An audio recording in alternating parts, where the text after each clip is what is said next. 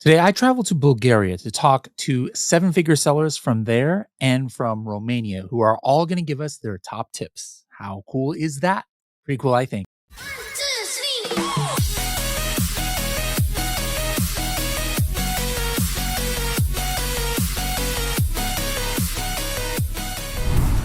Hello, everybody. Welcome to another episode of the Serious Sellers Podcast by Helium 10. I'm your host, Bradley Sutton, and this is a show. It's a completely BS-free, organic conversation about serious strategies for serious sellers of any level in the e-commerce world. And now I'm coming at you live and direct from Sofia, Bulgaria. I'm here at the Amazing Days conference, just finished speaking myself, and we're going to be talking to some sellers that are from this region. And our first one, can you go ahead and introduce yourself to the audience? Hello, my name is Iliyan. I'm from Bulgaria, and I'm an Amazon seller since 2016.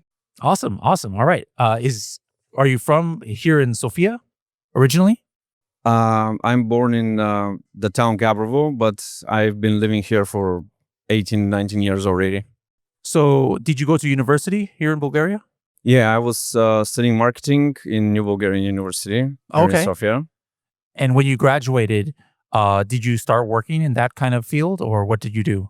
Yeah, I started at 21. I started in the advertising business, opened my own advertising agency, and that's how I started working with all kind of businesses and was helping to build their brands, create their products. And with my agency, I was able to get into the work clothes business, which is actually what I'm selling in Amazon. So what year are we talking about when you started this? It was 2015. 2015. And then Yes. Did you start directly on Amazon, or it was just here locally in Bulgaria first, or? It started locally, and because as an agency, advertising agency, it was just some luck maybe. We had a lot of clients from construction site here in Bulgaria, and we started producing all kind of advertising materials for them. And at some point they wanted work clothes.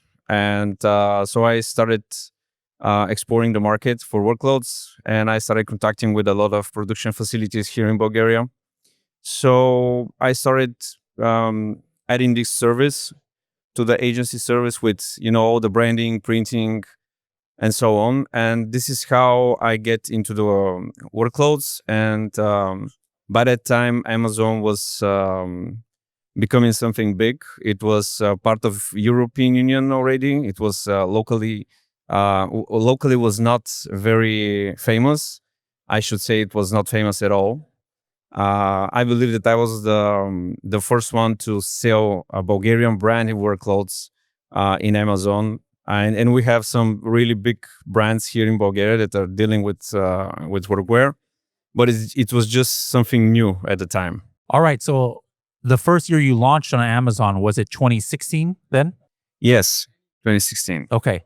And was it Amazon USA or Amazon in Europe where you started? I started in Europe, and we still didn't go to the US. This will happen next year. I hope so. But we started with just one market, Germany. After that, we decided to go to the Pan-European program. But it was, back in the time, it was really hard to do because there was no communities. There was nobody to talk to in Bulgaria. And now fast forward to your best year of sales overall. What year was it, and about how much sales did you have in that year? Well, it was last year. We continue to grow, which is great. We continue to have around 25-30% sales increase every year. We develop new products, and we just see what the demand is. We had a new production capacity with different producers around the world. So every year is our best year. I hope the trend will continue. I believe currently we have around 3 million euro in total revenue for the year. Which one is your biggest marketplace in Europe? Germany? Germany, yes. And how much % of your overall sales would you say Germany is? Maybe 25% in overall, but Germany is a market with a lot of refunds. Yeah, Germany, and we sell. We're in clothing business, so this has the biggest percentage of return. Some of our clothing, we were able to get a very good niche about. Of course, using Helium 10, it gave us the option to target for Carnival usage, one of our clothes, and we had tremendous sales during the Carnival Carnival in where?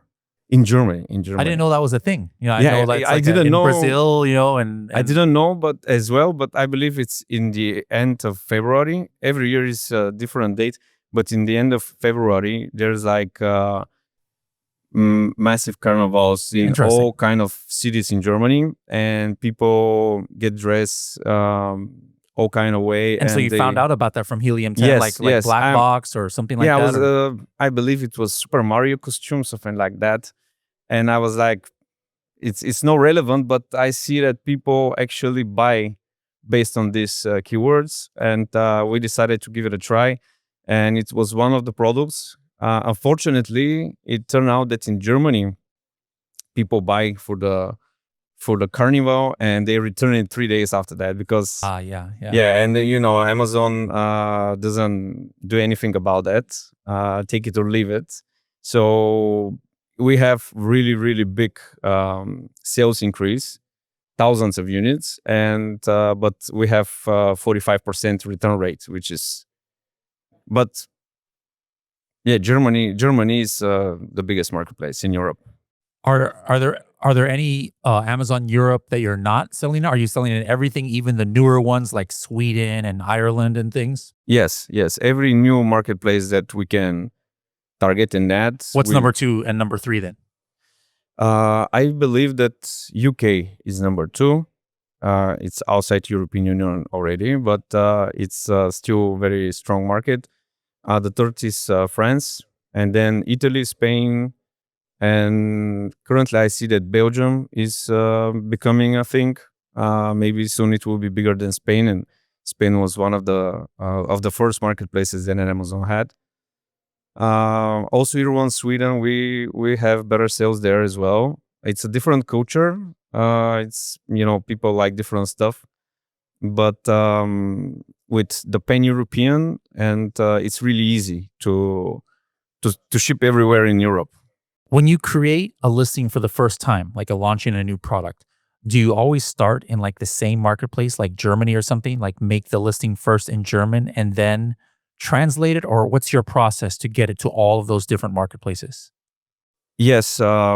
When we started, we created everything for the German marketplace. This was 2015. I believe at the time, I believe that then Helium was not yet offering EU coverage. So I was using the US, and that's how I found about Helium 10. But couple of months later, you guys started offering EU, and that's why I started using all the tools there with the keywords, and I created it. Even I didn't understand what I'm creating, but checking the competitors and checking the keywords that I need to have in my listing to convert helped me. And then there was no AI at the time. It was professional translators that I was using, hiring them, and also of course Google Translate, which was it was not the best tool. But yes, first of all, Germany, because it was the biggest marketplace. And after that, if we see that this product is starting to develop and have good sales, then we hit other marketplaces. Okay, interesting. Can you tell us what is your brand name? How can somebody find it on Amazon Germany? Maybe we'll show some pictures of some of your products now. Our brand name is Mazelat Workwear. How do you spell that? Mazalat. Okay. All right. So guys, we'll probably, if those of you watching on YouTube, we'll show some pictures of this brand. Is that the only brand you sell? Like, is that the main thing, is what you started in 2016 and you've been selling all same brand all since then? In the beginning, I started selling other brands, which are Bulgarian brands, but they didn't. But similar yes, niche. Yes. Okay. It was to have your own brand. It's you need capital to start, and I didn't have that. And at the time, the only way was to purchase small quantities, like 1 box, 2 boxes of products, at the listing, and just to see if it's going to work.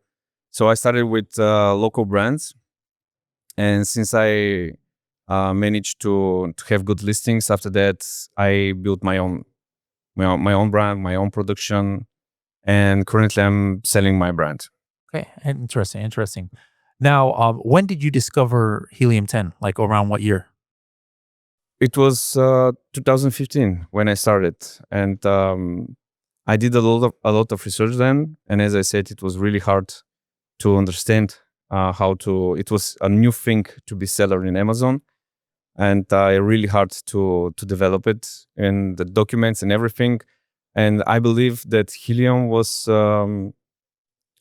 recommended in most of the forums that I was reading about, and that's how I learned about it. But unfortunately, at the time, it was only for the US, as I said, and but by the time that I have all the documents that you need to prepare, it cost me around 6 months to open an account.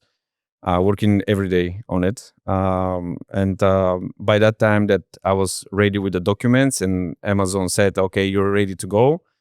You already had your EU expansion, and I started right out with your service. Okay, interesting. What's your favorite Helium 10 tool of all time? Maybe Cerebro. Cerebro is, but well, there's a lot of tools that. I think most people, that's probably my favorite Yeah, too. it's really hard to tell, but for example, something that I didn't know, and Refund Genie, because I never thought about this, and it was very hard to. I was not understanding that so much products got lost, and nothing happens after that. So when I was, going through and learning about the different tools, I was like pretty skeptical that we will get something back, but we've been selling for quite some time already when I first tried it, and it was like a couple of thousand of euro. When you first started. Yeah, So yeah. out of all these years, how much total do you think now our Refund Genie is called Managed Refund Services in Helium 10? But like out of all these years you've been selling it, how much money have you gotten back, you think, by Helium 10 found it and said, hey, you can go claim this from Amazon? Thousands. So maybe it more than paid for all of your Helium 10 account easily. 100%. Yeah. Yeah, 100%. I love it. With a big gift on top. Yeah. So it's almost like we're paying you to use Helium 10 instead of you paying us. Yeah, you can say it this way. But I love it. this tool is enough to cover all the expenses that we ever had for Helium 10. A lot of people don't know that exists. That Amazon is holding back Amazon some money. is just sleeping on that. And if you're too late, you cannot even. I know that there is some. They changed the rules recently. Yes. I already have a team that is doing the hard work. We use Helium 10 all day. To talk about that a little bit, because I know you were telling me about that off camera. In the early days, it was only you by yourself, and you're the one using Helium 10. You're the one making your listings and everything. Now you're bigger. How many employees do you have? We are 3 persons that work only on the listings, but in total we have our warehouse. We have 8 people. I believe. The people who are working on the listings, are they based here in Bulgaria? Are they overseas in other countries? Our main guy is overseas. He will be coming here. Oh, nice. He's from Pakistan, and we're trying to bring him here for 2 years already, and I believe that this will happen this year. But the rest of the people are here. Okay, cool. What's your best strategy you can share with our audience? Like something unique you think you guys are doing that has helped you get to success, something that not everybody else is doing? I believe that one of the biggest opportunities that came out was that we started early.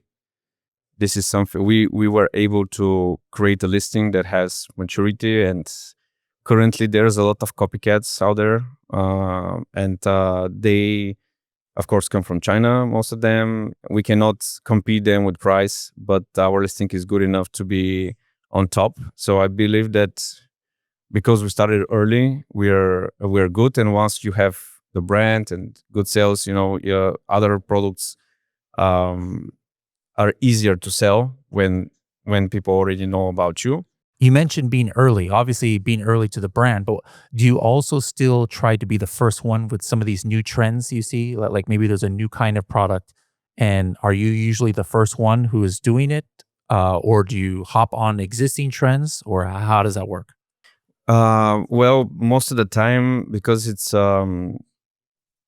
important for the budget. Like that when you create your own brand product, there's minimum quantities and so on. So it's a big investment, and I prefer to look into the trends. So we follow the trends, and I want to make sure that there is a trend for some category products, and then to add our product there. At least at this, it's safer for us. It's safer for us, and we managed to get some market share out there. Okay. What's the future hold for your brand? What's your goal? Are you just going to keep building more? And you said growing 25% every year, or at least, or are you trying to build it so you can maybe sell the business later? What's your goal? Our goal is to continue growing our product based. So I want to have more products that have our brand on and are created by us. And I also want to see what US will bring, because I know it's the biggest thing. Everybody around me is talking that if you're successful there, it's much, much bigger than EU. And Amazon also wants to help us in this direction. We have all kind of programs from Amazon to go there. They pay us for the tax and everything related to tax issues there. They pay us for shipping even. So they believe that our products will be successful there. So this is the goal, to hit US and to see if we can have at least the same success that we're going to have, that we're having here.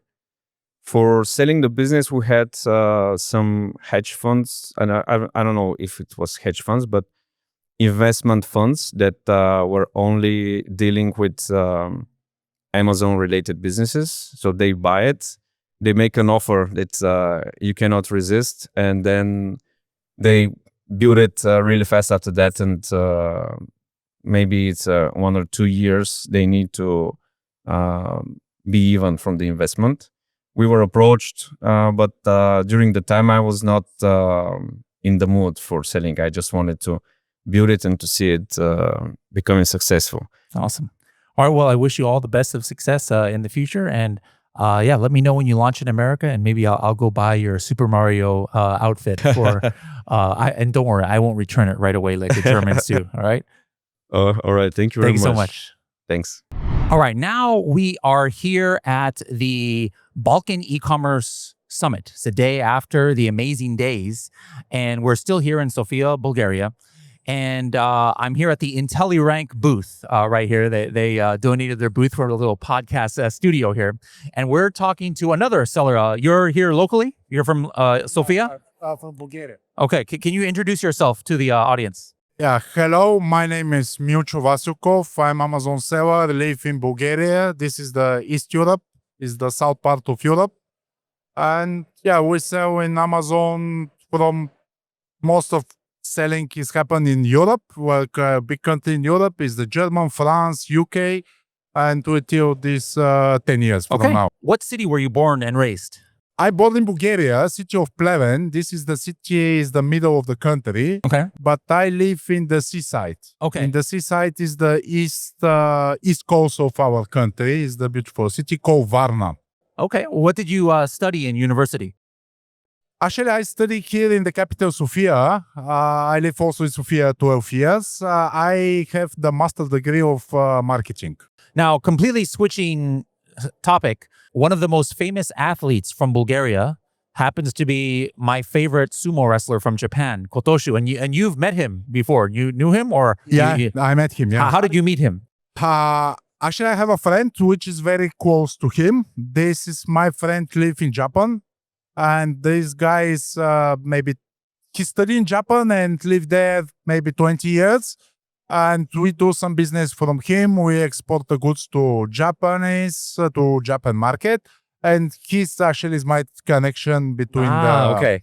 but let me tell you something funny, because I know you're a fan of Kotosho. Here is my guest on the event. Is one guy, my friend, is businessman, which have the house exactly next to the Kotosho village. Very nice. Yeah. Yeah. Which is the village is the middle of the country. Okay. He's not from this area. He's from small villages Yeah. In the countryside. All right, cool. Small world for sure. Yeah. Now, go back to Amazon. When did you launch your first private label brand? The first private label comes somewhere 2016, 17, something like this. What kind of product was it? We use the software to discover a product, Helium 10, maybe know for that. And we find the product, which is the bells for pregnancy woman. And we registered the brand in Europe, in whole Europe. And we launch in UK, this brand. And our idea, because I work with partner, our idea was to start for that, to validate the idea. Of course, if you are going well, we make a purchase for a new quantity, and etc. And to enter in this category. Because I strongly believe the baby product and the product for a pregnancy woman is... I very like it because it's always you have a brand new customer without experience, and is not very powerful like a brand for another brands. For example, if you drink Coke, you don't buy Pepsi, for example. But when you have a small baby, you don't, especially if you be for the first baby, you don't know the brands, you don't have experience, and easy to find you. Okay, interesting. Now, I think this is a good example because it shows so you don't always have to make a product you are very passionate about or you need. Like, oh no, I like to use this product.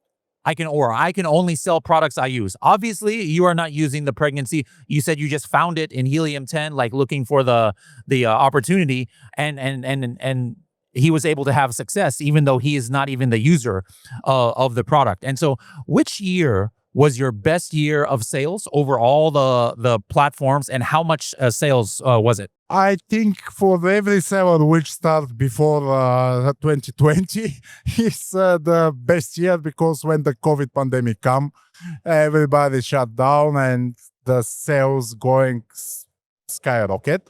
But before that, because we don't have any good success with this brand, we launched another brand, which is the cosmetic brand. And the cosmetic product is very tricky to work, but here in Bulgaria we have very good manufacturers, and they prepared for us a good product. And we have a luck because we just inbound the new product for the product launch just before COVID. And I was scared in the beginning because how many quantity, nobody knows is COVID come, right? And I was scared before the COVID how many quantity need to be, the full fees, the cost, etc., etc. But my partner said, full everything, don't worry. And we did.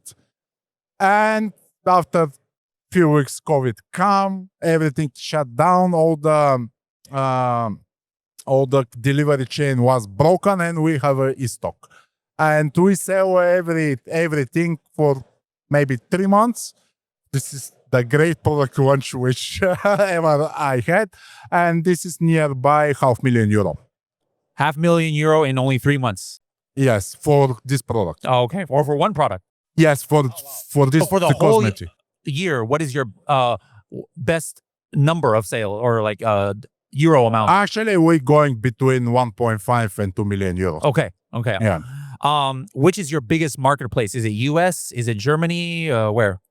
No, in Europe, definitely. We start because we have knowledge in Germany, France, and UK.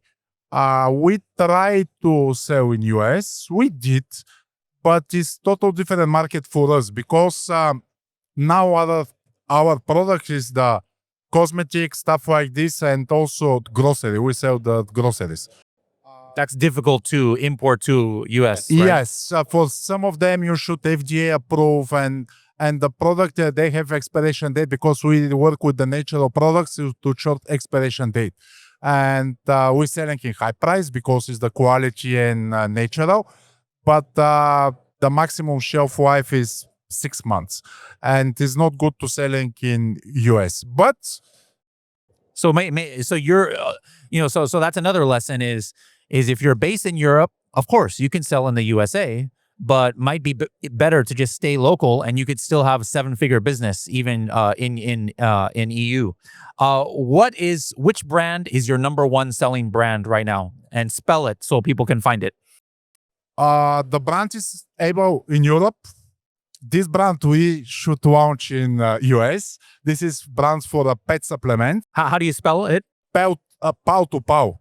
PAW to PLW. Okay. Pau to Pau. And you sell in Germany, UK, France? Yes, actually we're using because in Europe we call Pan-Europe. Pan-Europe means when you already have the VTS number in different countries like France, Germany, Italy, Spain, and our inventory we inbound in one point and Amazon separate in all the country. Okay. And what kind of product is this?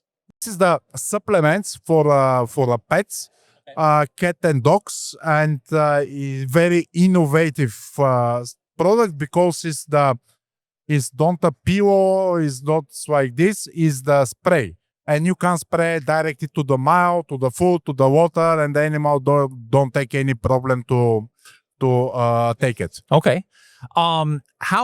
How does you and your team use Helium 10 today? Like how does it support your Amazon journey? Actually, we got a lot of experience with Helium 10 till from the beginning because I told you we work a lot of years in Amazon.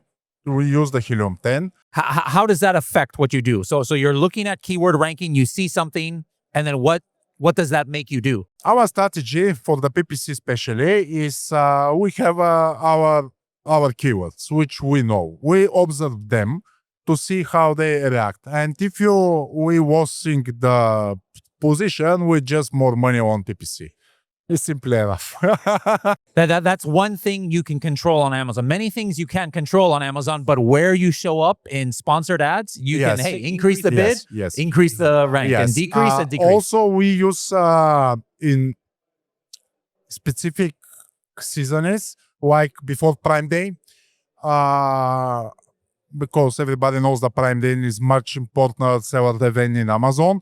We looking to build the first position. Something is we not, but the much better the position, and we do the observing on Helium 10 how is we going, and before maybe 1 month before the event we start to do the advertising on these keywords to grow up. So we have Prime Day, coming up. What's another Prime Day strategy that you think is unique? Something not unique is I do a Prime Day discount. That's not unique, but something special you think your team does. Here have a little difference between the US and Europe, first of all. Maybe for top deals. You can submit in your account in US, you can submit. Here in Europe, you can't. You should using the account manager because we have a levels of the sales and we got the dedicated account managers from Amazon called SaaS, in SaaS program, Strategic Account Services. He submit for us. We prepare all the data, submit it, and of course, discount is much important. But before this, we use different marketing just to exposure our products mostly. These options, promo, we select the auditory audience, stuff like this, and we try to reach much more people before Prime Day. We also try some DSP strategy to put our banners to be waiting for Prime Day, stuff like this, big discount, but for us it's not working this way. Do you do sale price? Do you do Prime exclusive discount? Do you do coupon? What kind of discount do you like to do? This is top deals means prime exclusive prime deals. Exclusive prime deals. Okay, cool. And one more thing, because the Prime Days is the 2 days, we have a opportunity to extend this campaign till to 14 days. And we do something like a trick. We do the 2-3 days Prime Day. After that, few days stop. And after that starts new campaign or the same price like a Prime Day. Okay. And this is... And then do you have in Europe brand tailored promotion? Yes, then we have it. After Yeah. Prime Day, Yes, we do it. Yeah. Okay, we do it. That's good. Thank you so much for your time. I wish you the most of success, and maybe soon let's go to Japan together and let's go visit Kotoshu over there. Of course, I promise. All right, sounds good. Thank We'll you. see you. All right, next up, we have another guest who didn't have to come from far. This is his booth right here. Can you introduce yourself to our audience? Hi, so my name is Marcel. I'm from Romania, and I've been on Amazon since 2016, actually late 2016. That's when my first interaction was, and I've been selling ever since. So happy to be here. Thank you for inviting me, Bradley. Awesome. I've always thought it very interesting how, for years, some of the top ranking companies, 3 at least that I know, more than 3, actually 4 maybe, all from Romania. What is it about Romanians and ranking? Because it starts with R, or what's going on? That's a great question. Well, honestly, I think maybe we're a bit pragmatic, so we're looking for the solution to the problem. So usually ranking is the one that everyone is looking for. That's what drove us. But true story, what we learned, what we studied throughout the year helped us develop the company and develop the services. And we thought, why not share it with the world? Okay, so before you had a ranking company, you're still selling on Amazon, but you started as an Amazon seller. But let's go even farther back. What city were you born and raised in? So I was born in Drobeta Turnu Severin. That's on the south side of Romania. And then I went to faculty to the university in Timișoara. And I've been in Timișoara ever since. What did you study there? So I studied mechanics. So mechanics, very different than Amazon. Different from Amazon, but I have an engineering background. And then you started selling in 2016. How did you go from engineering, computers, all of that to e-commerce? How did you discover the opportunity? Honestly, I've been on the e-commerce space without knowing it for a long time. I've programmed a computer game that was online, text-based, fully text-based, since 2009. I built it up, I sold it, then I got it back in. So I'm still having that one. And I've been trying to sell things online, and I've been successfully selling things online for a long time, but mostly digital, never physical. Are you still selling your first product or no? No. Well, what was your first product in 2016? In 2016, I started with a beach blanket, the one that you folded very nicely. And it was a huge fail. But I learned a lot in the process, and that kept me going. After that product, I started with my business partner back then. And it wasn't cheap. It was $10 per manufacturing and $1 more to bring it to the US. So $11 was the cost per goods. We lost a lot of money. We ordered a lot of inventory.